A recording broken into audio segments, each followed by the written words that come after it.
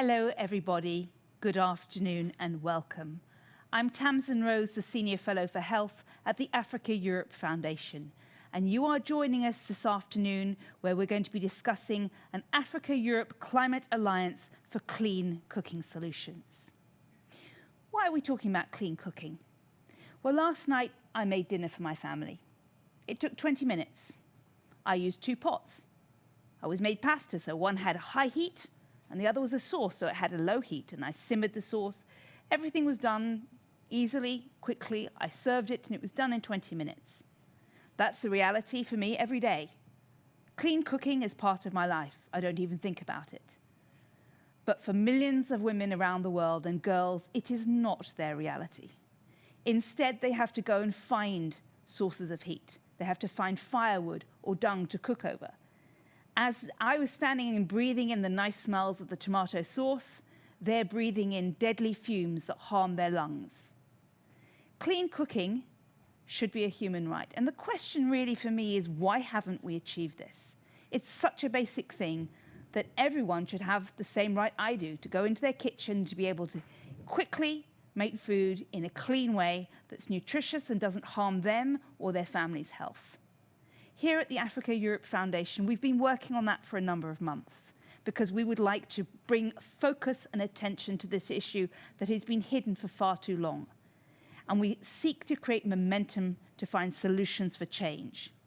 We've been working on this with our high-level group, with our strategy group, and with partners.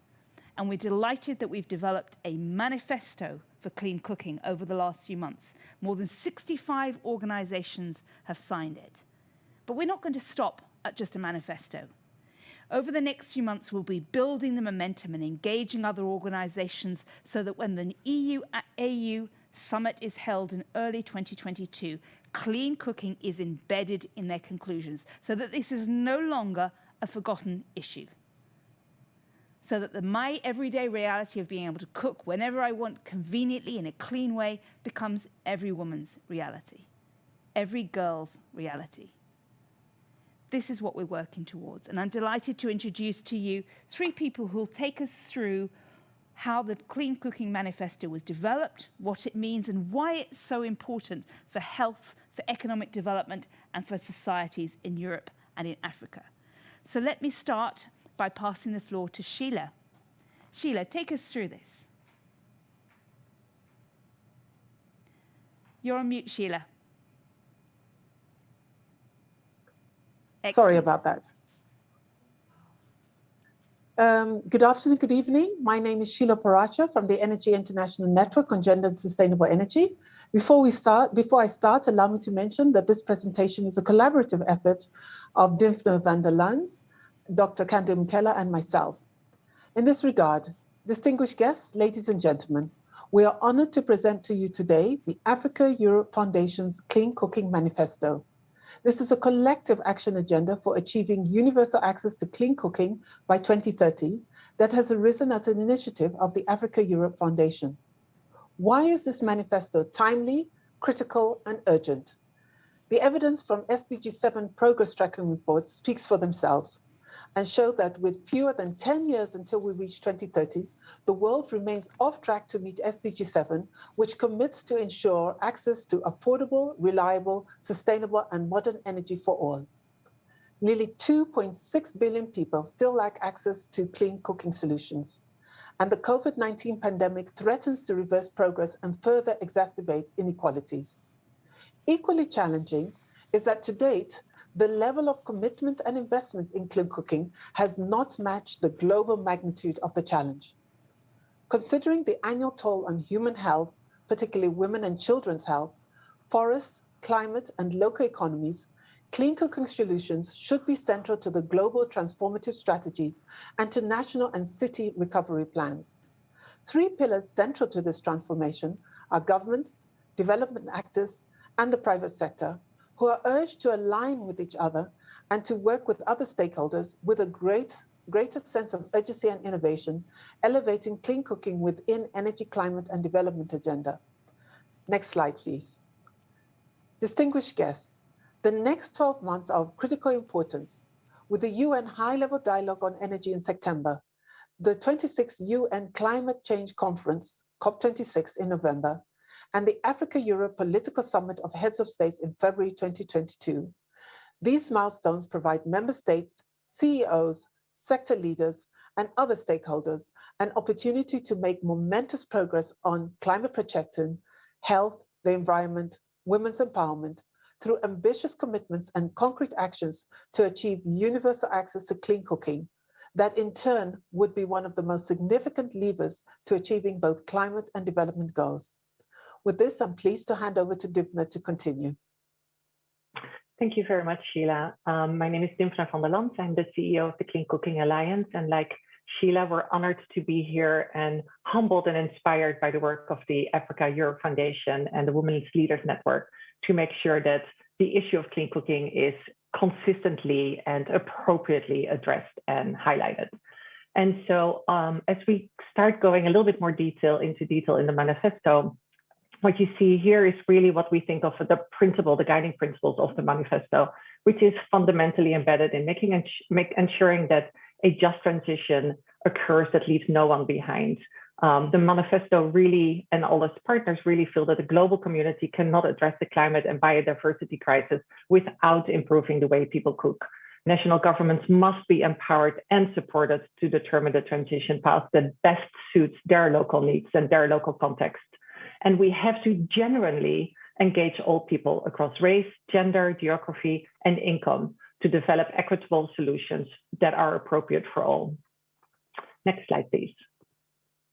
So as Sheila mentioned, there are three elements that we want to highlight specifically and the role that they're playing. And we're starting off with governments. As you can see, there are three concrete actions that the manifesto calls for governments to take. The first one is to integrate clean cooking into NDCs, their national determined contributions, and national energy planning. The NDCs can create transformative change in the country's climate and energy plans and must include ambitious targets for clean cooking. NDCs should seek to be as aligned as possible to the Paris climate goals and the 1.5 degree net zero goals. Governments submitting their revised NDCs should ensure that clean cooking is fully embedded with robust targets to meet climate and development goals. Likewise, governments should engage in integrated energy planning that addresses the full suite of household energy needs, including clean cooking, to maximize health and livelihood benefits of energy access. The next point for government is that the manifesto calls on governments to create and resource the delivery units to deliver on these ambitious plans. These delivery units can lead and coordinate clean cooking efforts across agencies and departments, which very often, almost always, doesn't occur right now. It's very much an isolated event that doesn't get housed in one specific department at a government level. And so the manifesto calls for these delivery units to be created. They would promote the adoption of effective and robust policy frameworks and shape funding and actions where commitments exist. The international community must commit the resources, both financial and technical, to help national governments establish these delivery units. And then finally, for governments, the manifesto calls on them to enact favorable and, critically important, stable fiscal policies to sustain business growth and increase affordability. Governments have to support the development of a robust clean cooking industry through tax and import duty exemptions, accelerated depreciation, and smart subsidies that are directed towards solutions that meet both climate and energy access objectives. These approaches have been deployed with much success in the off-grid sector and the renewable power sector. Purely market-based solutions are unlikely to be sufficient to deliver affordable solutions at all the levels and speed required to achieve universal access by 2030. Given the multiple social and development benefits associated with clean cooking, deploying innovative supply and targeted demand-side subsidies is justified to enable wider access, as has been the case in the off-grid solar sector. Next slide, please. When we move on to development actors, the manifesto calls for them to support countries to develop appropriate policy frameworks and technical support to enable rapid growth of clean cooking solutions. Countries need to be supported, as I mentioned before, when developing national determined contributions and national adaptation plans. Both need to be representative of the current situation of clean cooking and need to make sure that they call for stronger help from the international community through climate finance for clean cooking solutions. The establishment of a resource center would help build an evidence base that easily translates into informed choices and support national plans that are equitable and based on effective regulatory environment and centered on the user. Critically, increasing the share of women policymaker and gender mainstreaming will further strengthen development outcomes for clean cooking interventions. Next, increasing funding to match the magnitude of clean cooking challenges has to be done by all development actors. Clean cooking must rise up the funding agenda, and we're delighted to see it actually is increasingly getting the attention that it needs as a priority within integrated national energy plans that includes a holistic approach to electricity as well. Funders should offer concessional finance and blended finance solutions to enable investments in clean cooking. And prioritizing more resources for clean cooking can help mobilize the resources and attention that is critical for influencing political will and commitment setting within national governments. The international actors should also focus on developing sustainable markets that deliver clean and affordable solutions. The sector must pursue different trajectories aligned to national plans, including immediately expanding access to proven clean cooking solutions, specifically greater electricity and focus on LPG as a transition fuel for clean cooking, as well as a focus on ethanol and biogas as transition energy options, and significantly improving the quality and performance of improved cookstoves that deliver cleaner solutions to the poorest and most vulnerable populations. Crucially, and finally, the sector needs to increase investments at various stages of enterprise growth and greater engagement with industry actors to promote innovation and scale up. Results-based financing, including carbon finance and the use of carbon offsets, will be critical to addressing the funding needs of enterprises and the affordability gap for consumers. Resources for evidence-based research and evaluations must assure effective targeting of these activities. And with that, I will hand it over to Kande. Kande.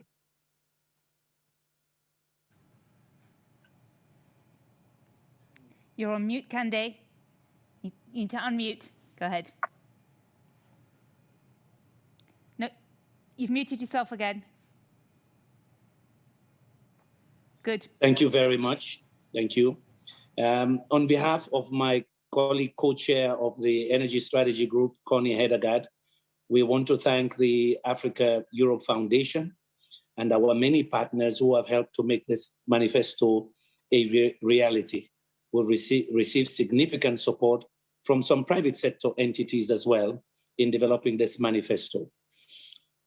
We want to acknowledge, number 8, that we need to increase private sector investment in clean cooking solutions. This is important because we know governments do not have the resources required to give access to almost 3 billion people who lack access to modern cooking energy services. We need a lot of resources. And so we're very grateful that, in fact, private sector joined us in developing this manifesto. And everything that Dimfna has said about the role of governments is geared towards creating an enabling environment so we can attract private technology and private capital to come into this space. And of course, looking at effective public-private partnerships. Number 9, we want to build stronger partnerships with the electricity sector to advance clean cooking. This is important because we know already we've made a lot of gains in providing access to electrification around the world over the last decade. However, in most countries where they lack clean cooking solutions, that electricity access is not available for clean cooking. For example, in sub-Saharan Africa, apart from South Africa, 85% of the populations still use charcoal firewood and biomass for cooking.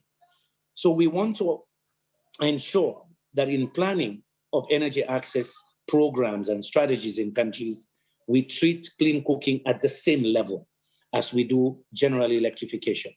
Beyond that, we want to encourage utilities as they plan for expanding the grid, and also to those who are investing in mini grids, that we consider the additional power generation required to ensure that people can cook, use the electricity to cook. Of course, our ultimate dream is that that electricity itself is made from renewable energy sources. So embedding clean cooking dimensions in an electrification strategy is going to be crucial if we're going to provide clean cooking solutions to the 3 billion people who lack access to clean cooking. Number 10, we want to increase participation of women and integrate gender issues in the strategies and plans we have for both electrification and clean cooking. Why is this important? My professional training has been in agricultural economics, which I also taught at Michigan State University, but I live now as an honorable member of parliament in one of the poorest areas in my country. I can tell you that for some commodities, 85% or more of the processing after the crops are harvested is done by women for a number of crops. And several stages in the value chain all require heat solutions, and they rely on firewood and charcoal. So what am I trying to say? Gender empowerment, especially in poor communities in Sierra Leone, in Bangladesh, in some parts of India, require access to clean cooking solutions that are affordable and reliable to ensure, in fact, that these critical processes in the food value chain can be done in a safe way for the women. Also, we know it is very clear, as Sheila said before, it is the women and girls who collect the firewood. They also collect the water for cooking. Our dream, our vision is we make clean cooking solutions affordable and accessible for those who do not have it now, the same way we've driven electrification through mini grids and other off-grid solutions. Developing markets will be crucial, and Dimfna has covered that well. But remember, when we were developing markets for renewable energy solutions, indeed we had feed-in tariffs. Governments had to help create those markets for clean energy solutions, but also for energy efficiency solutions with all kinds of incentives. Dimfna has outlined it. We need bigger public investments to make this clean cooking solutions affordable and accessible. Yes, we have to talk about subsidies, smart subsidies to make them affordable. In my village, people still see the firewood and charcoal as cheap and free. We know their environmental costs, in fact, significant environmental costs. If we want clean cooking solutions, the markets to grow, we're going to need solid partnership with governments in the form of fiscal incentives for suppliers of the technology, those who want to invest in the solutions, but also demand side incentives, subsidies to make them affordable for low-income people. We want to thank all our partners who have helped put this together. What is next? Sheila mentioned, and I close with that. We need to take our message global. We need to take it global. I've spent 2 decades in this field. I'm very pleased to see that over 65 institutions have already signed on to this manifesto. We're so really pleased. Of course, we have to take it another level. We need to take it to New York in September, to the heads of states during the UN Energy Summit, first of its kind in 40 years. We need to take it to COP, because indeed, the use of firewood and biomass for cooking and heating is also destroying the forests. And of course, also releasing black carbon to the atmosphere. So we want to thank all our partners, but this list is the beginning. And we're really pleased. We're starting off at 65. Our dream is by the time we get to COP, yes, we want to see 200, maybe 500, even more institutions signing up and individuals. So to our eminent personalities, we're very pleased, Connie Hedegaard and I, and also Dimfna and Sheila, that many institutions have come together to put this manifesto together to give you a political, clear, simple 10-point political agenda. Finally, we're wrapping this up also in a new slogan to enshrine this ambition in the context of our drive for low carbon transitions. We're coming up with a slogan that is a slogan that says 40-60 by 2030. 40-60 by 2030. We call for a target of 40% for all households connected to the grid or off-grid electricity to be using it for clean cooking. That's our 40. Our 60 says we call for a target of 60% of those utilizing modern energy for cooking to be utilizing energy generated from low carbon sources by 2030. I thank you very much. Thank you very much for that presentation. For Sheila Aparochi, from the member of the Strategy Group for Energy and the International Coordinator and Program Manager at Energia. Thank you to Dimfna van der Lans, also a member of the Strategy Group on Energy and the CEO of the Clean Cooking Alliance. And finally, thank you very much to Kanda Yumkela, the co-chair of the Strategy Group on Energy. You can see how carefully this manifesto has been developed as a 10-point political agenda, as Candy has just said. And they've worked out a plan, so there's a transitional mechanism to get to the point of full clean cooking. So there's been a lot of thought that's been put into this, and care and planning and attention to what is initially a very domestic focus. But again, Candy has highlighted to us how much agricultural processing also relies on charcoal. And so we would also have an impact on the value chain for agricultural products. So there's a lot at stake. And the transformative potential of getting this solution in place is enormous, particularly on the lives of girls and women, on our environment, on our clean air. But the magnitude of the problem hasn't had the attention it deserves. And that's what we're looking for today. We are seeking to mobilize champions. We want to find people who can help amplify, multiply the message, endorse it, and get more signatures on this manifesto so it can have the momentum that it deserves. I'm going to invite a number of different key people to come in, but I also rely on you, the audience. Please share your comments, your suggestions, your ideas about how we can raise the profile of clean cooking in the chat, and I'll have a chance to call on you. For those of you who are watching on YouTube, please use the hashtag Africa Europe Foundation to share your ideas and pass the message across. This is something that we need to get more people behind. This is a reality for far too many people around the world, particularly girls and women, and it can be changed. It should be changed. So let me bring in the first of our speakers who's going to respond to what they've just heard about that manifesto and the 10-point political agenda for change. And I'm delighted to introduce Jean-Paul Adam, the Director at the United Nations Economic Commission for Africa. Jean-Paul, what do you think of what you've just heard? Thank you very much, Tamsin, and good evening or good morning to everyone. First of all, greetings from Dr. Vera Songwe of the United Nations Economic Commission for Africa. And her first message is absolutely to endorse this manifesto as part of moving forward in terms of climate resilience and also in building forward better in responding to COVID-19. I think too often the conversation around climate change is dominated by the race towards zero emissions. And the race towards zero emissions are obviously extremely important, and it's a goal that mobilizes the whole planet. But in the African context, we must make sure that the road to net zero is also the road that is the fastest to achieve zero hunger and zero poverty. And the question of addressing clean cooking solutions is very much part of achieving zero hunger and zero poverty. It's about building climate resilience, but also marrying that to the principle of sustainable development and of equity in terms of that development.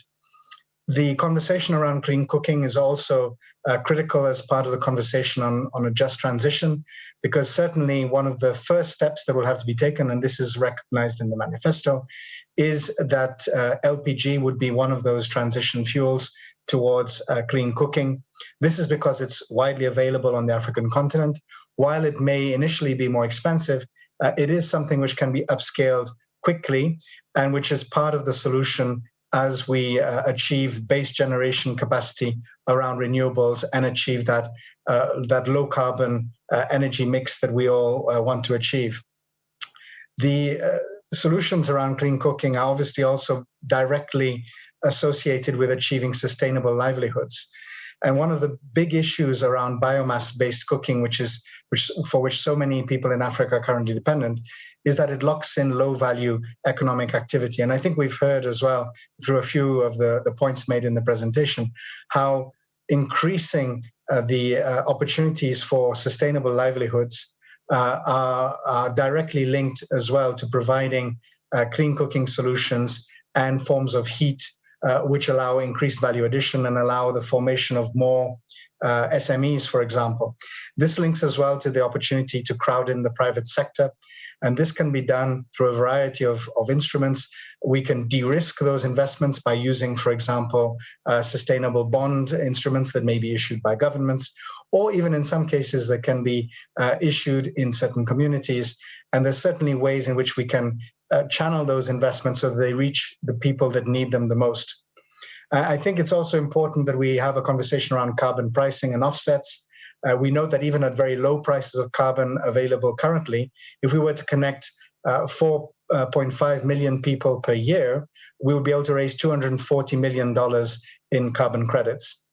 And the final point that I will be making is the need to as well linking our solutions on clean cooking towards nature-based solutions, and therefore looking at creating livelihoods that are associated with nature. This can be through agroforestry, but also having versions of climate-smart agriculture that reduce the pressure on forests and on the natural environment, create sustainable livelihoods, and also link with sustainable energy solutions in communities which address the need for clean cooking across our societies. Those are a few of the initial reactions, and I look forward to engaging even more going forward. Thank you.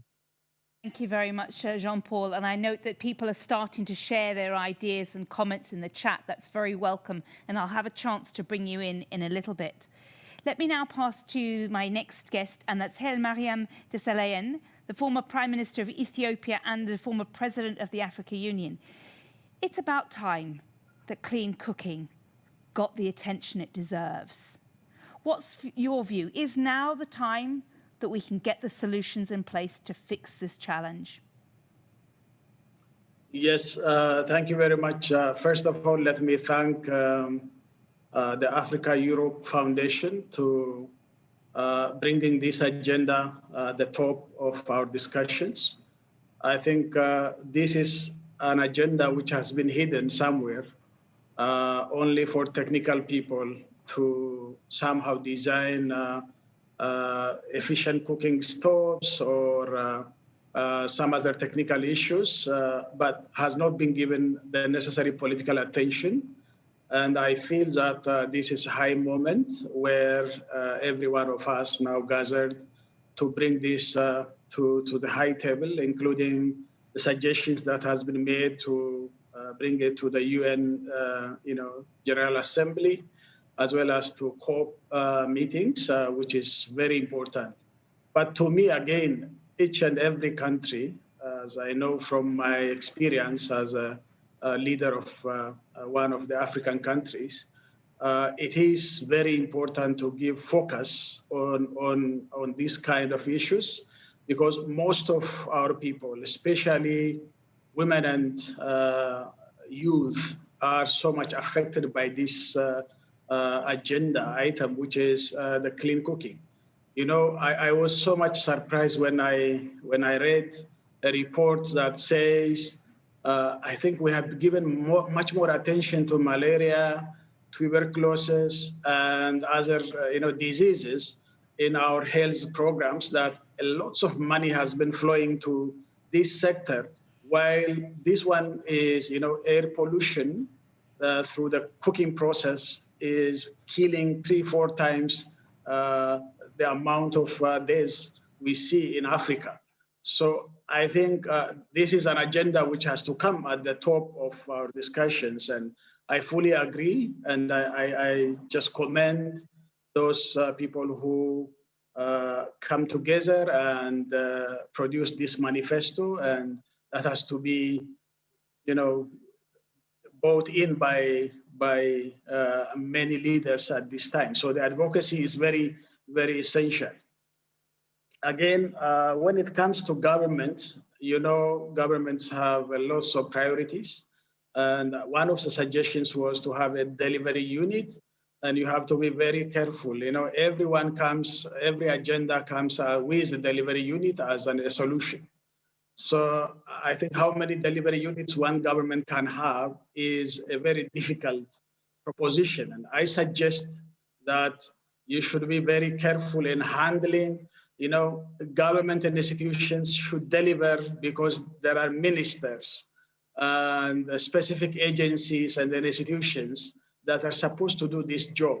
So I suggest, this should be a comprehensive approach where we have a delivery unit for climate change, and a delivery unit for agricultural transformation, a delivery unit for industrial transformation, a delivery unit for health services. And so I think we should bring this as one unit, and in every country, the cabinet should discuss on this issue as an issue of a top agenda, rather than having a delivery unit for each and every topics, which is very difficult to handle. This I say from my experience early on, and we did have a number of delivery units, which ultimately has not yielded the necessary result. So we should carefully see this issue. As my brother Conde said, the thing that we have, universal access of electricity, especially lighting, to have in the rural areas of Africa and other developing countries, but it is only lighting. And in order to go for cooking, we need to have much more energy that should be supplied. And that is a little bit expensive. And therefore, there should be a solution where we have to make an affordable supply of electricity. When we are doing this, be it in a mini grid or from the national grid that connects certain areas, we need to have some kind of subsidy and that supports, the rural community. By the way, when we talk about women and girls that are so much affected by this open fire cooking and the pollution and associated calamities, I think we need to understand that we need to bring more income to the women and girls because they are engaged in agriculture. You know that our women in Africa are the main producers in agricultural sector. And they are also the main actors in small and medium enterprises. So I think we need to comprehensively support women so that they somehow be sharing the burden of governments in bringing some money to this process. So income and economic empowering of women cannot be dissociated from this kind of advocacy we are doing. So I think we have to look this thing comprehensively, but the most important thing is governments should focus and should give due attention to this topic because it is the much more killer. My experience is when I was a child, I was born in the rural Ethiopia, and we had a riverine forest, which is huge, but recently when I went to my area, I saw that the whole forest has been destroyed simply because it is for solid wood for cooking.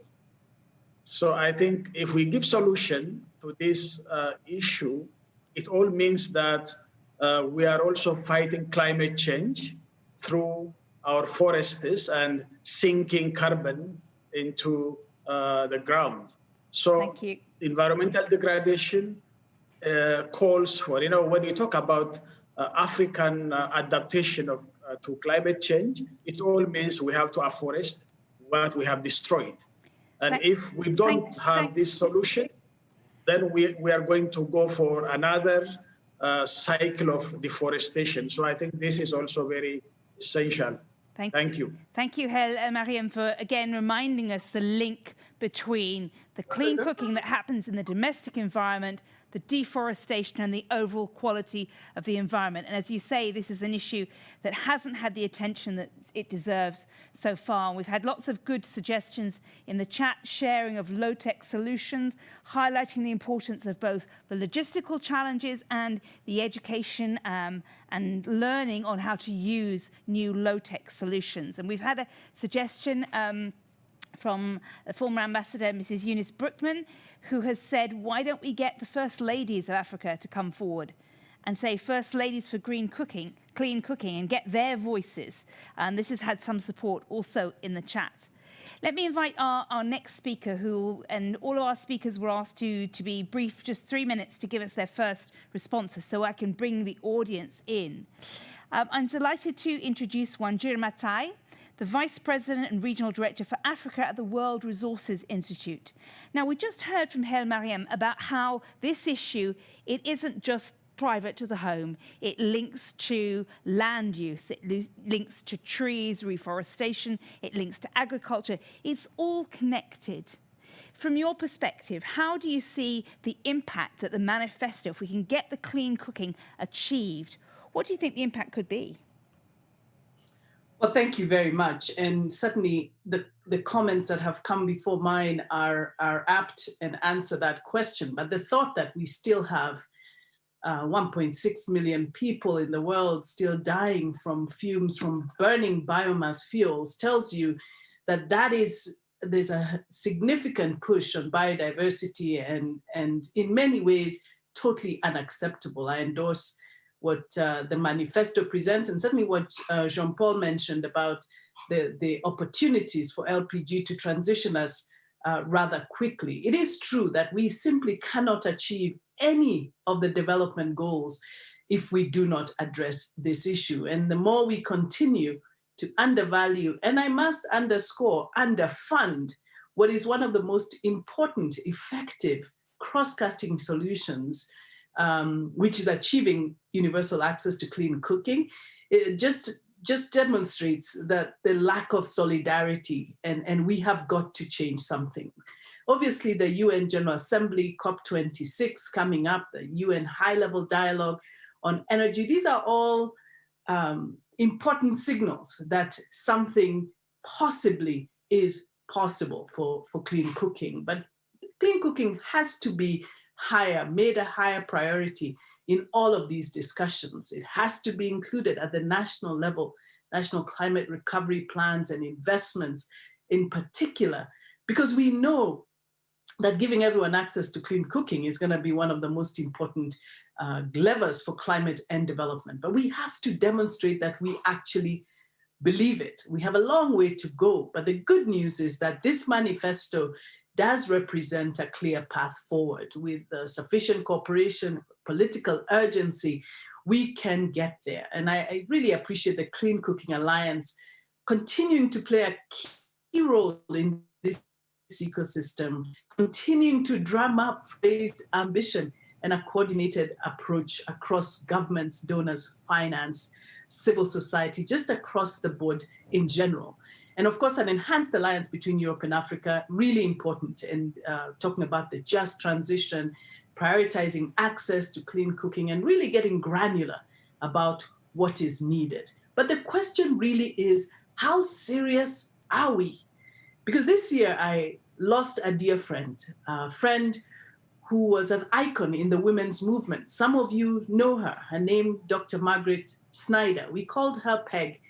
And dear Peg was the founding director of UNIFEM, and which became, I guess, UN Women now.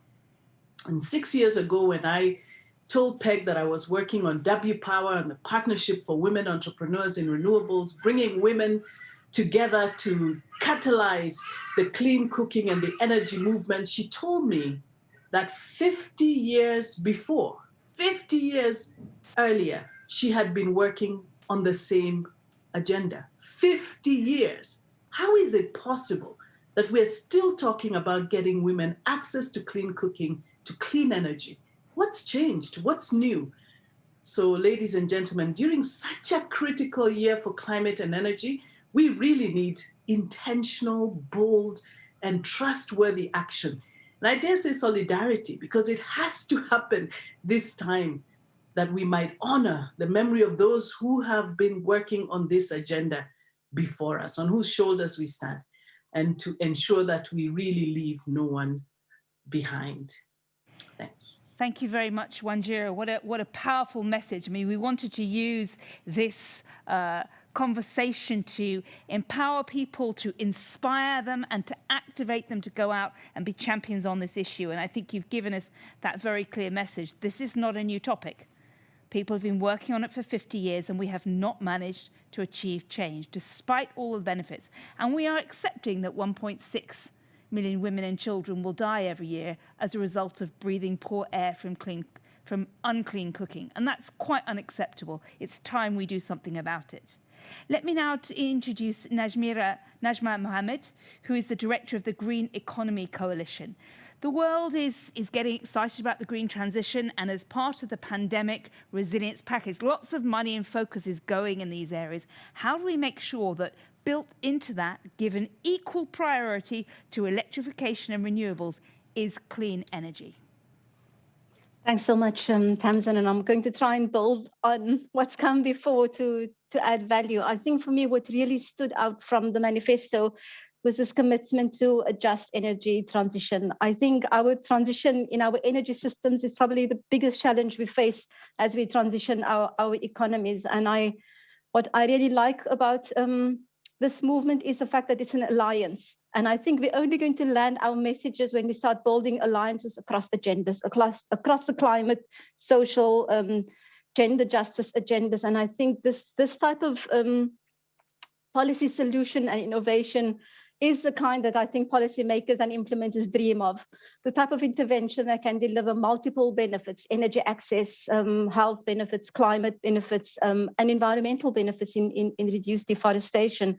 So I think that we've got to maintain this commitment to a just transition, not only in who benefits from this technology solution, but also how the technology is developed, manufactured, distributed, and financed. And I think we've got to pull that throughout the value chain.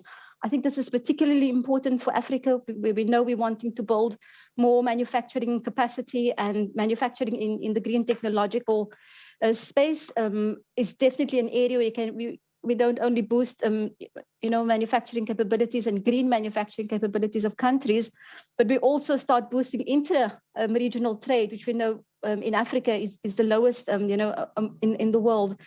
So I mean, that's one of the first sort of reflections. The other one that really stood out for me is we often speak, when we speak about women and I mean, some of the horrific reality that we've had to face, that women and young children and girls have been affected, for decades.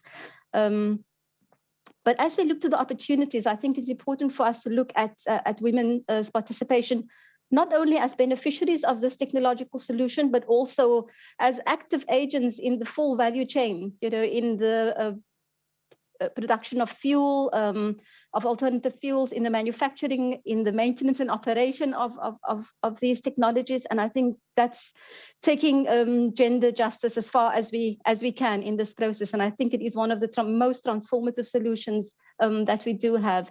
And I think probably my last point to share is for us to think about innovative and inclusive finance mechanisms. I mean, there was a stat from the International Institute for Environment and Development, I think in 2019, that estimated that only $1 out of every $10 of climate finance actually reaches local climate action. Here we have a solution that lands at the local level. I think it's important for us to land this agenda at the big international moments. But I also think we've got to start thinking innovatively about how domestic finance can also be mobilized. I mean, I had an incredible experience in South Africa once with a different technological solution around solar home systems in an informal settlement, not connected to the grid. And we were wondering, how do we scale this solution for more people in the community to benefit? And eventually we had a conversation with the local municipality, who then were able to identify local municipal funds that were targeted at energy access that could be used for installation of solar home systems, that we never connected, the dots. And so I do think that we've got to start thinking innovatively about finance mechanisms, because solutions like these have been in place for a long time. And what we really need at this moment in our transition, and has become out, I hope, of a very difficult period, is to reignite our economies and get them in the right direction. That's good for people, good for the climate, good for the economy, in an inclusive, in a just way, but also at scale. So my appeal would be that I think I'm at the point where I really want to see this incredible solutions that have been proven to take flight and go to scale. Thanks so much. Thank you very much, Najma, again. And I really heard something you said that I thought was really useful for us to bear in mind, that this is the kind of impact that policymakers dream of. Clean cooking hits the social justice agenda. It hits the poverty agenda. It hits the gender empowerment. It hits the economic and revenue development. It hits the revolutionizing of agriculture. It hits climate and environment. It hits so many different places that it should be a solution that should be grabbed with both hands by policymakers. And we've had some conversation in the chat about whether part of the challenge is that it's seen very much as a women's issue, and because it focuses on women, and we need to see this as a broader issue that affects all of society, hits all of these key policy agendas that you explained for us, Najma. I'd like to bring in a few more people, and thank you for keep putting in your comments in the chat. We're getting a lot of strong messages of support for clean cooking as a topic, and that it's a moment that's come that really needs to address it. We're getting some conversation about some of the practical aspects of logistics, some of the technical solutions, talking about low tech, talking about financing. So there's some more elements that I'll be bringing in. But next, I'd like to bring in Tarja Geberegesin, who's the Managing Director and Chief Executive of the ARM Harith Infrastructure Investment Limited. Tarja, the floor is yours. Thank you. Thank you. Good morning, good afternoon, and good evening to everyone. Thank you very much for having me today, and congratulations to the Clean Cooking Alliance and the rest of the team for the manifesto. Some very interesting concepts there, and I'm very keen to support. I run an infrastructure private equity fund focused on West Africa. And one of the areas we're developing is a climate infrastructure asset class. And one of the areas we're focusing on is clean cooking. But we manage private capital. We manage actually international capital and pension funds from domestic pension funds, which means we need to make a return. And so I'm going to speak from the perspective of private capital allocation in closing. But I will commence by saying that I appreciate, and I think we all should appreciate, that the manifesto emphasizes that we are, in many respects, in an emergency. We are facing an emergency with respect to the deforestation of African forests. Notably, somewhere around 50% of African forests are being depleted, predominantly for cooking. And interestingly, and we need to make a tie into urban sprawl, a lot of that biomass is used in urban energy. And so while the rural communities use biomass, the real pull on the resources comes from the rapidly growing urban centers across Africa, where a lot of the cooking is actually done using biomass. And this also worsens and escalates pollution. And this ties to the third emergency, or the second emergency, which is pollution.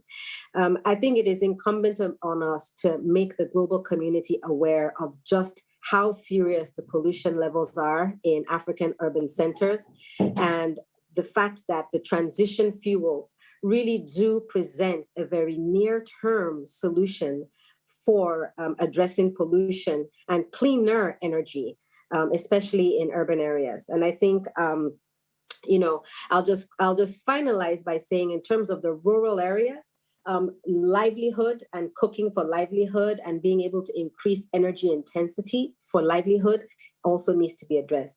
But where we do see interesting opportunities for private sector allocation to these problems is often in urban areas because there's disposable income and there's economic activity.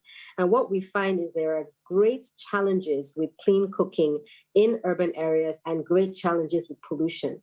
But we don't have enough data to show the transition from the status quo using LPG and transitioning into more electric forms. The reality is that it's going to be very challenging to go immediately from the positions we're in today into using electric forms in urban and rural areas. And the pathway does require some use of LPG.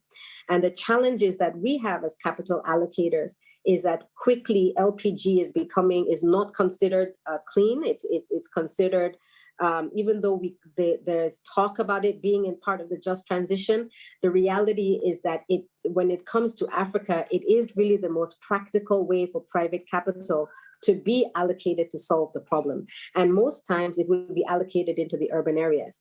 There's also the issue of the bifurcation between rural versus urban. Some thinkers believe rural is the crisis, whereas others, fewer, are focused on the urban areas. The reality is that both are important, but we have to solve both with different potential solutions. I want to touch on innovation. The reality is that beyond the world of LPG, as we go into cheaper electric stoves, as we go into ethanols and various forms of alternative clean fuels, we need innovation and we need ideas. And we need this call for innovation around alternatives beyond urban areas into the hinterlands where solutions such as LPG for the bridge would no longer be viable. I think one thing we all have to be careful of as a global community and investor communities is to approach development on a linear curve. Development happens in multiple curves. You would have solutions that work for cities, solutions that work for peri-urban, that work for agrarian communities, etc. And we need to have that combined approach to how we solve for the energy problem. And so let me close on the point of NDCs. The reality is that if governments are able to look at the holistic solution space for clean cooking and put those into their NDCs, then I think we'll have a bit more policy focus that allows the private sector have more confidence to allocate capital into some of these spaces. But the reality is that a lot of the opportunities that we as private sector allocators find are much more in the LPG space. And that is really just to put it bluntly. And I find that I just want to throw out sort of one last thing. I think every DFI and every private allocator in Africa infrastructure and energy wants to invest in clean cooking, but no one can find projects. No one can find something that's totally bankable that qualifies. And the challenge is really around this conundrum around LPG in the first instance. And I think that's something that just has to be addressed, but it is a near-term transition solution. And we do need to be thinking much further along. And for that, we're going to need innovation. And so let me just close on that point, but I'd like to thank everyone for this opportunity. It's great work. And I think it's a very important conversation for us to be having politically, financially, and socially. Thank you. Thank you for that. And I noted that there is a strong interest from the private sector to invest in this area, the importance of it, but that there are gaps. We need innovation in many different areas. I like the fact that you said development happens in multiple areas, multiple curves, and we need to make sure we are feeding the pipeline for each of these so that there are the technological innovations coming through, even as we use transition fuels to get to where we need to go. So lots of great ideas on there. And if people have suggestions for bankable projects, we've clearly got some takers. We will be sharing in the chat the link to the manifesto, so you'll be able to download it and look at it, because we hope you to become ambassadors and champions and to pass this message on. Let me now invite Tracy Crow to come in, the Senior Director at SE for All. Tracy, go ahead. Thank you very much, and thank you for the opportunity to participate today. The very informative presentation, for the compelling remarks from everyone, and really for being able to preview the Clean Cooking Manifesto prior to today. Everything outlined is very well aligned with and certainly helps validate our own work on clean cooking at SE4All. We heard the statistic at the start that we have 2.6 million people globally without access to clean cooking. I think we all know that number. And while that number is bad enough, what's worse is that we've made such little progress over the past decade. In Africa, we have more people today without access than in 2010. So we've gone backwards. We've gone from about 760 million without access in 2010 to 917 million with the latest data as of 2019. And each year over the last decade has seen an increase. And this is in Africa, and this is just awful to see these numbers going up when we need to be seeing them going down. And part of the problem is we're not seeing any finance going towards that. And we saw that number at the beginning as well. I think 131 million, when we need to be seeing billions. So we're just not rising up to meet the challenge that's before us. I want to note that the manifesto's fundamental message on a just energy transition is crucial. We are all working towards the same goals, achieving SDG 7 and clean cooking for all, but aligned with the goals and the targets of the Paris Agreement. So I think it's important that we're not debating solutions that can save people's lives, that support development, and that would have a negligible impact on carbon emissions. So I think it's really important to recognize that different countries are at different points on their development path, and that we have to embrace vastly cleaner solutions that can be deployed immediately. And then just another point to make is that we need to move beyond a focus on energy access and focus on energy for development. The upcoming UN high-level dialogue on energy that was also mentioned at the top is taking place this September. It offers a prime opportunity to continue building political buy-in and to continue raising clean cooking on the global agenda. But that attention has to turn into action, and it has to turn into resources. The high-level dialogue, I think, is an opportunity, though, to what we call be bold, to demonstrate that leaders not only care about the issue and the impact on people, but then they're actually willing to commit to specific actions and put adequate resources towards addressing the challenge. These commitments can be captured in energy compacts that are viewed as a key outcome of the dialogue.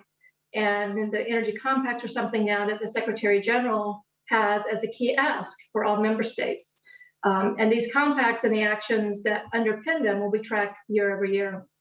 A couple of other areas that really resonated for us: governments need to include clean cooking in their integrated energy plans. We can leverage the planning that's taking place on electrification, utilizing planned distribution channels, for example, for solar home systems, and layer planning on deploying clean cooking solutions on top of that. But we also need to address the data gap, and we need to invest in accurate and transparent data on where people are, as well as the usage data on technologies, on the fuels and the different stoves that are available. And while the private sector is key for reaching scale required to solve the problem, we also have to identify ways to build viable markets to support the companies and the entities get on the first and second rungs of developing successful business models.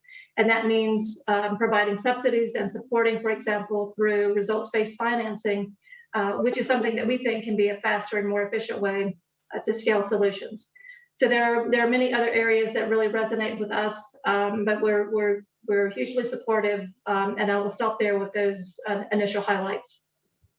Very much, Tracy. And again, you've reminded us that there is a role here both for the private sector, but also for governments in helping to shape this market, in helping to shape a direction of policy and put political priorities. Thank you. I'm starting to again see some interesting comments coming in the chat.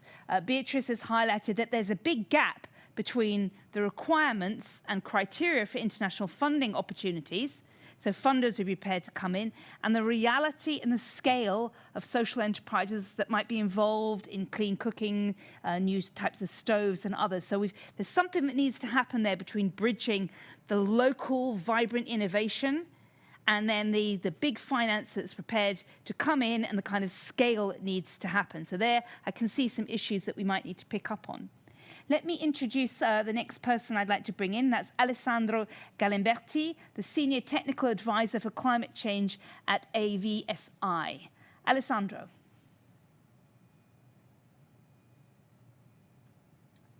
Yeah, thank you very much.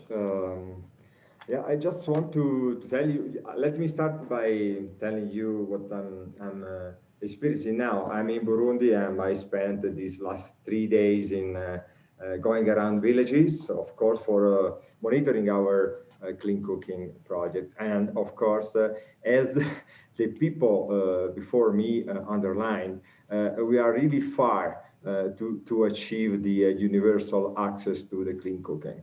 Villages here in Burundi, in the hills, are very far from the market, are very far from the grid. And so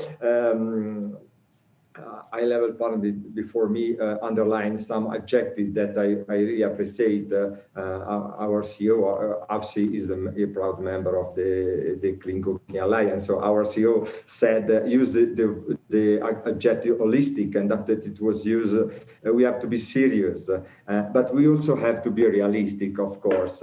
And so, for sure, yesterday speaking with a colleague of mine from Burundi, she said that we can really not achieve this dramatic target without the engagement of the local government, as it was said. And what the government can say, the local government can say, first of all, I think the private sector and also has as NGO that work on the field, supporting sometimes them and also the demand. We really ask the government to implement a massive national awareness raising campaign at national level. This would be really helpful. Massive national campaign promoting clean cooking. And of course, we have to, the national government has to create a friendly environment, enabling environment for clean cooking, and not only for investment, not only for private sector, because I think that as Mr. Jumkela, sorry for the pronunciation, Prime Minister, said there's not only the supply, but there is a need of supporting the demand also. And so we really need also a friendly environment for consumer, for the user. And also national government could also promote nexuses, synergy within this sector. It's normal. The health sector is the most affected, maybe, but there are many other sectors, urban planning, for example. I mean, clean cooking is a really cross-cutting item, and this synergy, these nexuses must be promoted and persecuted. And so our second contribution according to our experience is what about the vulnerable people, and how many million are there? What about the last mile? Is the task of the private sector to reach the last mile? And if we are speaking about millions of people, what should we do for these people? That's why I'm really happy about hearing about subsidy. I'm for sure the market-driven approach is the first best solution. But where we are confronted with million of people, women, in a dramatic situation that have been experienced for the last 50 years, as it was underlined, maybe I'm just provocating. The market-based approach is a bit slow. We cannot wait the private sector. I can't see how the private sector can reach this yield in Burundi, for example. Neither so we can do something. We cannot let someone behind, no one behind. But these are many people these are millions of people that are the vulnerable, the last mile. And so we really have to do something for that, because a national government can maybe perceive and also calculate the cost of health care connected to intoxication due to indoor air pollution, for example. Again, a national government can also perceive and calculate the cost of the deforestation, and maybe to provide all the rural family with an improved stove or with access to clean cooking will cost much less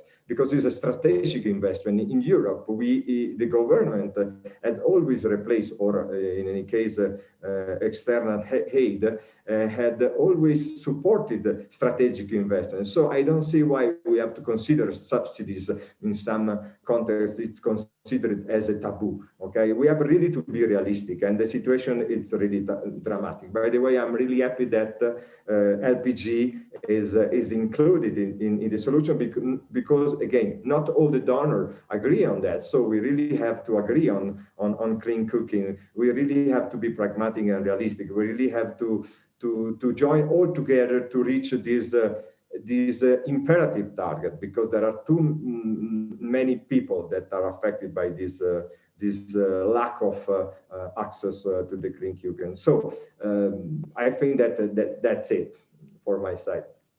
Alessandro, for raising some of those points. And again, you've said some very practical issues that we need to address. Ladies and gentlemen, now is your opportunity. If you'd like to share your views or comments, if you could raise your virtual hand in the chat so I know who wants to come in and say things. If not, I will call on you because I've been seeing some interesting things in the chat. And I notice there's lots of potential topics that we could pick up on. The thing that's come through to me very clearly is that we have an urgency. This issue needs to be addressed. We have, in addition to the urgency, there is a window of time. There is a opportunity here as we are going through a reset post-pandemic. A lot of new funds coming to the table to look at how societies can be restructured to be more resilient, and we need to clearly embed clean cooking within that societal resilience. We talked about shifting the frame from energy access to energy for development, seeing how critical it is for the well-functioning development of different societies. We also talked about the needing to also have new technologies, new innovation. There's space for this to happen, but we also need political commitment to be looking at this at scale. So I noticed there's a few people who have raised their hands who said they might like to speak. And the first person I will bring in is, I think we have Hanan. Would you like to speak? Unmute yourself and go ahead, Hanan. Thank you so much. What we really see from our private company perspective, I work at Surf Gas, which is an LPG distributor in informal settlements in Kenya and Tanzania and urban areas, is that clean cooking is really at the intersection of two major features of life in many parts of sub-Saharan Africa. The first is, of course, increasing urbanization, where our clients are really driving up demand for charcoal for cooking, and that's driving deforestation. And the second is poor respiratory health, which we haven't talked too much about today, but in an era of pandemics, this is just likely to be more important than ever. And the second thing I wanted to note is that this manifesto calls for a just transition for all. And our clients in informal settlements are really choosing between fossil fuels. They have no, to scale anyway, no fully clean or renewable choice. So a just transition may provide for them. The next thing I wanted to mention is that, as I think it was Daphna made the point, that our business, the clean cooking business, most aspects of it are regulated and taxed by governments. And so the role of governments in helping to make sure that clean cooking is the lowest cost solution is absolutely essential. And then the last thing I'll mention is that the private sector, even though there are many groups who are now more and more interested in clean cooking, as a private company, we see there are still many companies who say, you know, clean cooking doesn't fall within our remit. I'll close at that. Thanks so much. Thanks for that, Hannah. And again, raising the point and very timely point that we are still not out of the pandemic phase, and it is a pandemic that affects respiratory health. And so clearly making sure that people have breathable air is going to be key as part of pandemic response as well. There's a few more people who I'd like to bring in and who want to say things. I'd like to bring in Samuel Adareki. You've raised your hand. Yeah, thank you very much. I'd like to make an intervention at this point. My name is Samuel Adareki. I'm the Executive Director of the Development Foundation in Nigeria. And much has been said from Anna and delegation about interconnectedness of health and, of course, climate change as it relates to clean cooking. So there's so much to do, leveraging the UN Energy Compact. And at this point, we should have commitments towards fostering relationship and collaborations for clean cooking. And if we must act, we need Samuel, I'm sorry, the connection be is more proactive so in bad. engaging together, and I think this is just a good way forward, and we can actually work together in developing local plans to make clean cooking solutions. Samuel, I'm sorry, the connection is very poor. Can I invite you to put your comments in the chat, and we'll make sure they're shared? I apologise, but the connection is just very poor. Let me bring in Ed Brown. And then I'll be bringing in Patrick in a minute, but first, Ed. Hi, thank you very much. Yeah, just wanted to say from the perspective of the UK-funded Modern Energy Cooking Services programme that we thoroughly support the manifesto, and in particular, the messaging around the potential of electric cooking. I think a couple of people in the chat and a couple of the commentators were suggesting the importance of innovation and also the importance of the urban as well as the rural. I really liked the point about different solutions in different places. And I think clearly we held a meeting last week which brought together a number of agencies that have really seen the potential of cooking with electricity. And in particular, I think because of the large amount of resources that are available to support the use of electrical infrastructure within this context that aren't currently being used for that purpose. So to thoroughly endorse, I think it was point 9 of the manifesto about bringing together the electrification and cooking agendas much more clearly than they have been in the past. So thoroughly support what's going on here. It's been a really good, fascinating discussion, and thank you for the opportunity to be involved. Thanks, Ed, and your support and endorsement is, of course, very useful. We count on you all to act as champions and amplifiers of this message, bringing together clean cooking, the electrification agenda, making sure, I think, again, you've raised this point that you'll need different solutions for the growing urban sprawl, as somebody's mentioned, and also for rural areas, impoverished, quite remote ones, dealing with the last mile. Patrick, I noticed you wanted to come in, and then Cecile, you'll come in. Let's start with Patrick. Thank you, Tamsin. I'm an investor in a company in Kenya called Cocoa Networks. I'm also the senior science policy advisor for an agroforestry research organization called World Agroforestry. And the reason why these two are connected is because this company found a way of using agriculture to transform cooking and turn it into a clean cooking solution. And what they bring to the table, which is unique, is that it is completely consumer focused, and their consumers are women of limited incomes in African cities. The business model is extremely simple. Go and talk to the woman to begin with to understand what matters to them. And while respiratory disease and deforestation matters to us as policymakers, what matters to them is two things. The cleanliness of the cooking solution, because unclean cooking solutions like charcoal means that the school uniforms of your children become dirty and you have to wash them more, which if you live in limited circumstances is a significant investment in time and money.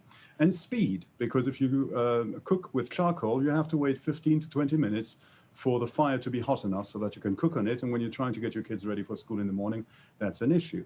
So the whole marketing is built on that. The second part of the marketing is to use the Gillette model. They sell a cooker which burns ethanol. The ethanol they get from an agroforestry system originally, and now from other sources. The cooker is sold at a loss. The ethanol is where they make the money. Where does the ethanol come from? The ethanol comes from something that looks like an ATM, which you find in hair salons in the big cities. Why hair salons? Because it's the one place that women go to sit back, relax, and talk to one another, where the men are not there to hassle them.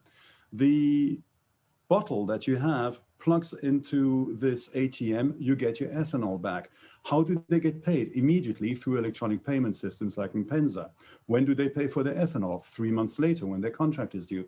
So the business processes have been completely optimized, and the speed with which they're capturing clean cooking solutions is amazing. The current funding round is extremely large. They've been growing at speeds which we normally only expect from Silicon Valley app companies. And the reason they did that is because they were not focusing only on the problem of clean cooking, but they were focusing on the lives of the women who need a cooking solution and how to help them solve that while still making money. And that, to me, is the future of the clean cooking solution space. In the long term, yes, it's going to be electrified, because in the long term, we need to electrify everything. But right now, in the short term, it's by moving away from fossil fuels towards at least limitedly renewable resources like ethanol, and developing business models that have the consumers want these products, rather than business models that depend on some subsidy system to bring it out into the landscape. Thank you. Thank you, Patrick. Again, you've given us a very practical example of a solution that looks at the people who use it, what their needs are and what matters to them, how that works. Let me bring in Cécile to share your views. Yes, thank you. Thank you for the interesting meeting and having me invited to participate. Look, I think what I will take from this discussion is that it's certainly not an easy topic. It's very much context-based, and there's no one-fits-all solution. And you have to consider, obviously, when you talk of transition fuel, if a country will not create new dependency on LPG, if it pushes this kind of technology, if it's not a fossil-rich country, obviously. You will also want to consider the sustainability of ethanol and biogas and all these things. So I really think that the intervention to say we need to think of clean cooking as part of the energy plans is important, because it has to take all these aspects into consideration, the urban, the rural aspects, how much pressure you put on the forests, and indeed this long-term and I mean this short-term, long-term aspects that goes in the planning are a really important aspect. I will take the time to digest the manifesto in more depth, but one thing that I would like to really support is the electricity clean cooking. I think really, indeed, that's the long term, but decision taken now will have, I mean, we probably need to take decisions now in order to see the change by 2030 and beyond.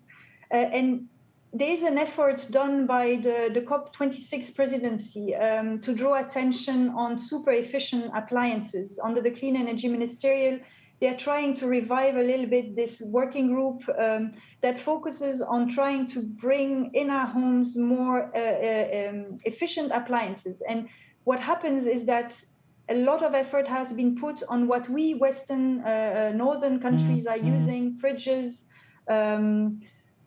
and things like that. And we have really improved a lot the efficiency. What is missing is all the off-grid appliances. There is very little efficient electricity-powered off-grid appliances that would not drain too much microgrids and all.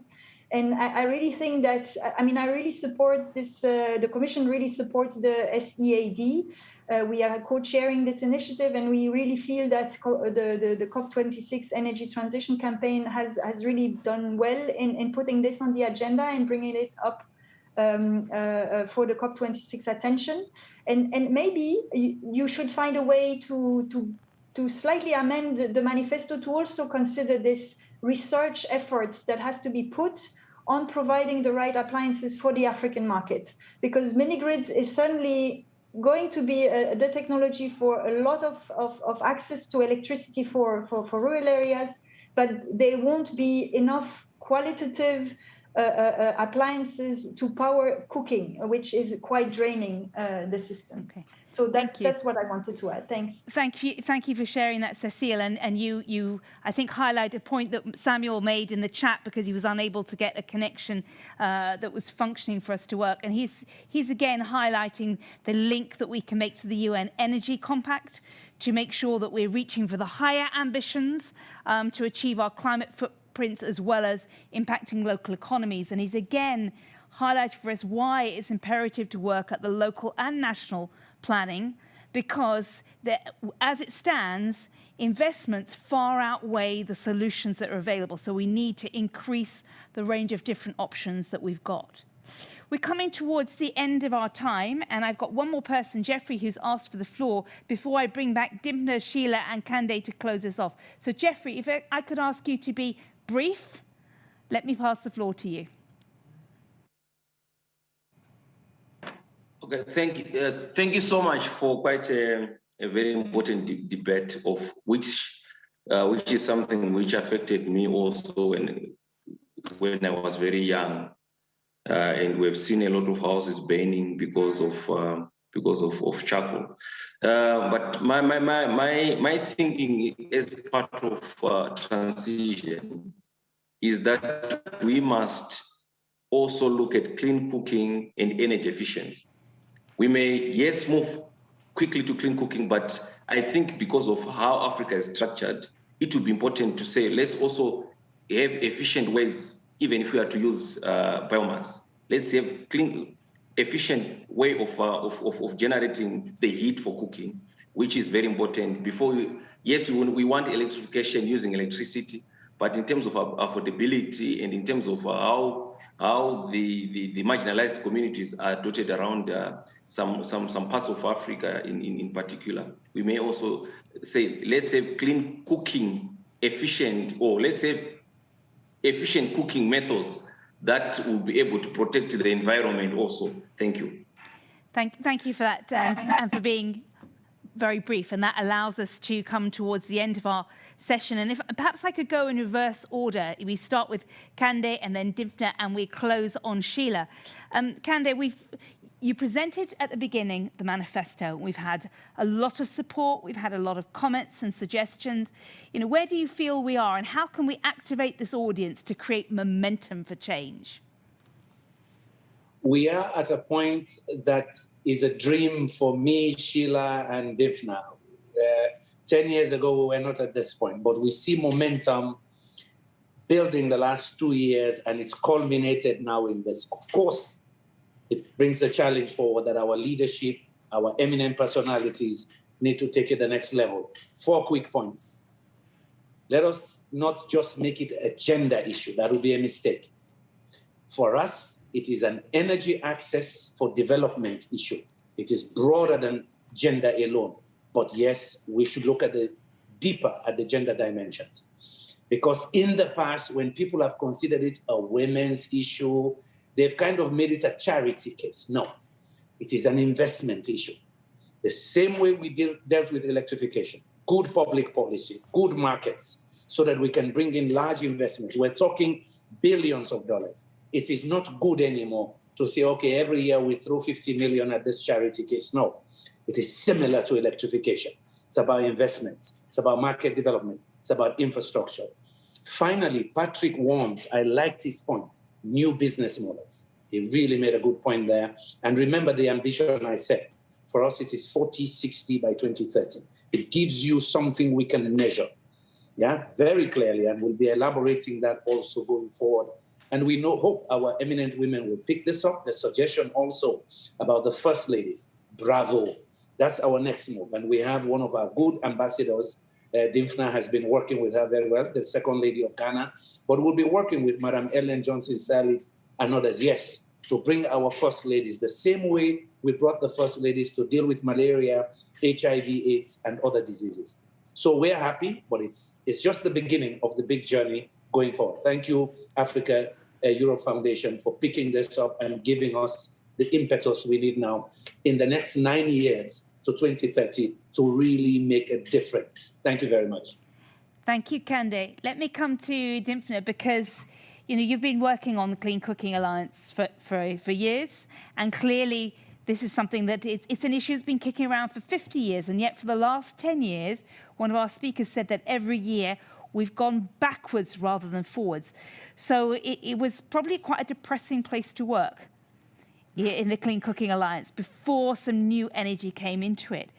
Do you feel that we've got the momentum that we need? Do you feel there's the energy behind it, and this is the decade we make it happen? Mm-hmm. Yeah, absolutely. I've been with the organization 3 years, and I can definitely personally feel the shift that is occurring in the sector, and the different focus it's getting, the different attention it's getting, the different people that are interested in it, and the different organizations. And today actually is quite an emotional day for me, and I'm sure for Kande and Sheila as well. Like, to have this level of attention to the issue of clean cooking has not happened before. And so I continue to be grateful and inspired by the attention that we're getting right now. I also continue to be inspired by the businesses out there. And so I want the audience to leave with this appreciation for the level of innovation that's actually happening right now with the businesses who are on the ground addressing this issue, both as they're thinking about technology innovation for the products and services they're designing and developing, but also for their business model innovation. And so there is a lot happening in this sector. It is an exciting sector to work in. It's going to continue to grow. It has many challenges, but I am convinced and inspired that we can overcome them, and specifically inspired by the women who are working on this issue. And I know we don't want to have it be an issue that's only considered to be a woman's issue, but I personally am inspired by women like Hanan, who work so hard on addressing these issues within the businesses in which they're operating. And so I leave feeling incredibly inspired. Thompson, thank you. Thank you, Dimpna. Sheila, let me bring you back in, because, you know, the objective of the Africa-Europe Foundation was to see how we could create new stories of what Africa and Europe could do together. We aimed to bring political attention and focus to issues that matter, that weren't getting the attention that they needed. And right at the beginning, you were making the point that this is a huge issue and it wasn't getting the attention that it deserved, and we weren't getting either the funding or the support for the magnitude of the problem. So the Africa-Europe Foundation is very much behind this and throwing all of its network and its political support. What do you hope to achieve with your manifesto? I think what I hope to achieve is what we've seen here today. I think we've seen resounding buy-in and resounding drive for accelerated action. And just to paraphrase what Kande and Dimpna has said, indeed, this is not a charity issue, but this is an issue for a just and inclusive transition and an opportunity for Africa to accelerate much needed progress that we haven't done before. The aspirational manifesto that, in my view, this is an aspirational manifesto that indeed requires integrated planning at all levels and in all sectors. And it requires us to leverage the gains that we've made in modern energy, not just in modern electricity indeed, but in other areas and sectors as well. And to be bold and intentional to include cooking energy needs and demands. A new movement is emerging, and that's what I'm really excited about here. And as Nipha said, we are emotional because we've been on this journey for far too long. But we see that a new movement is emerging, and indeed we're asking for our political leaders, we're asking political commitment, and we're also asking for the international community to take the opportunities that SC for All, for instance, had mentioned in the energy compacts and in the high-level dialogue in COP26, and indeed in our own summit in February. To really be bold, to be brave, to be intentional, and to be inclusive of what is an important agenda for those that are being left behind in our continent. Thank you. Thank you very much, Sheila. And again, it's exciting to see, you know, just the shift happen and to see what the potential can be. And the next 12 months are going to be critical on the international energy and development arena. There'll be a lot of big opportunities where the world leaders will come together to commit themselves to taking initiatives, to funding differently and new pathways forward for the climate. And what we're seeking to do is to make sure we can harness this energy and momentum that we've identified today to make sure that clean cooking is at the heart of those key conversations. Because this is a unique window of time, and it's an urgent issue that just needs to be dealt with. And we urge governments, we urge investors, businesses, stakeholders, NGOs, campaigners, anyone with a passion and time and energy to help make this happen, to take the manifesto, share it with your colleagues, endorse it, sign up, use it to generate the political momentum for change. So I'd like to say a warm thank you to all of our speakers from today, everyone who participated. It's been a really exciting and dynamic conversation. We thank you. This is only day 2 of a week of activities at the Africa-Europe Foundation. You can see on the screen now the upcoming events where you have an opportunity to hear more. We're going to be talking about cities. Today we talked about how fast Africa is developing cities and the importance of getting solutions right for people in urban environments. So we'll have a chance to touch on that in the next few days. So thank you all for joining us. Goodbye from the studio in Brussels.